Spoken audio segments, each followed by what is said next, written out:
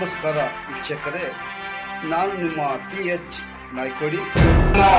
ಪೂಜ್ಯರ ಪ್ರೇರಣಾದಾಯಕ ಮಾತುಗಳು. ಶ್ರೀ ಯಾವೋಗೇಶ್ವರ ತಪೋಧಾಮ ಪರದೇಶಿ ಮಠದಲ್ಲಿ ನಡೆದ ಭವ್ಯ ಕಾರ್ತಿಕೋತ್ಸವ ಸಮಾರಂಭದಲ್ಲಿ ಅಥಣಿ ಗಜ್ಜಿನ ಮಠದ ಪೂಜ್ಯರು ಪ್ರಸಂಗ ಮಾಡಿ ಧರ್ಮ, ನೈತಿಕ ಮೌಲ್ಯಗಳು ಮತ್ತು ಸಮಾಜ ಸೇವೆಯ ಮಹತ್ವವನ್ನು ಸಾರಿದರು. ಪೂಜ್ಯರು ತಮ್ಮ ಆಶೀರ್ವಚನದಲ್ಲಿ ಹೇಳಿದರು. ದೇಹವನ್ನ ಶುಚಿ ಮಾಡ್ಕೊಳ್ಬಹುದು. ನಮ್ಮ ಬಟ್ಟೆ ಕೊಳೆ ಆದ್ವು ಅಂದ್ರೆ ಮಡಿವಾಳಲ್ಲಿ ಕೊಡ್ಬೋದು, ನಾವು ಶುಚಿ ಮಾಡ್ಕೊಳ್ತೀವಿ. ಆದ್ರೆ ದೇಹವನ್ನ ಶುಚಿ ಮಾಡ್ಕೊಳ್ಬಹುದು, ಬಟ್ಟೆಯನ್ನ ಶುಚಿ ಮಾಡ್ಕೊಳ್ಬಹುದು.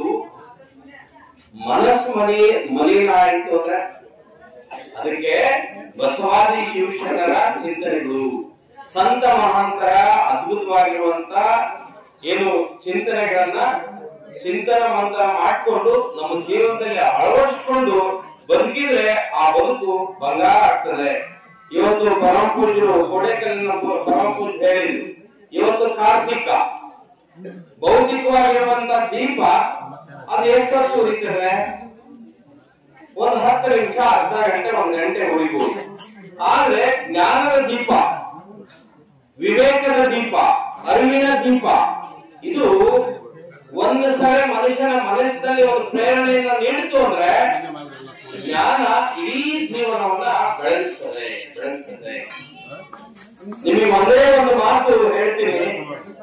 ಪ್ರಕೃತಿ ಹೇಗೆ ಅಂದ್ರೆ, ನಾವು ಸಣ್ಣ ದೀಪವನ್ನ ಹಚ್ಚುತ್ತೀವಿ. ಆ ಸಣ್ಣ ದೀಪವನ್ನು ಹಚ್ಚಿಸಿದಾಗ ಗಾಳಿ ಆಚೆ ಹೋಗ್ಬಿಡುತ್ತೆ. ಇದು ನಿಸರ್ಗದ ನಿಯಮ ಇರುತ್ತೆ. ಸ್ವಲ್ಪ ಈ ಕಡೆ ಕಿವಿಗೊಟ್ಟು ಕೇಳ್ರಿ. ಒಂದು ಸಣ್ಣ ದೀಪವನ್ನು ನಾವು ಕಾರ್ಯಕ್ರಮ ಏನು ಸಮಾರಂಭವನ್ನ ಉದ್ಘಾಟನೆ ಮಾಡುವಂತ ಸಂದರ್ಭದಲ್ಲಿ ಸಣ್ಣ ದೀಪವನ್ನು ಹಚ್ತೀವಿ. ಜೋರ ಗಾಳಿ ಬಂದ್ರೆ ದೀಪವನ್ನು ಆರಿಸ್ಕೊಂಡು ಹೋಗ್ಬಿಡುತ್ತೆ.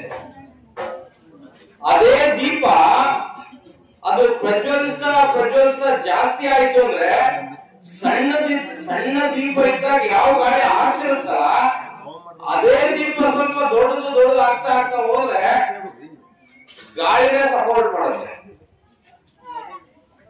ಸಣ್ಣದಿದ್ದಾಗ ಆರಿಸಿರುವಂತ ಗಾಳಿ ಅದೇ ದೀಪ ಆಗ್ತಾ ಹೋದ್ರೆ ಆ ಗಾಳಿ ಆ ದೀಪವನ್ನು ಬೆಳಿಲಿಕ್ಕೆ ಪ್ರಜ್ವಲಿಸ್ಲಿಕ್ಕೆ ಸಪೋರ್ಟ್ ಮಾಡ್ತದೆ.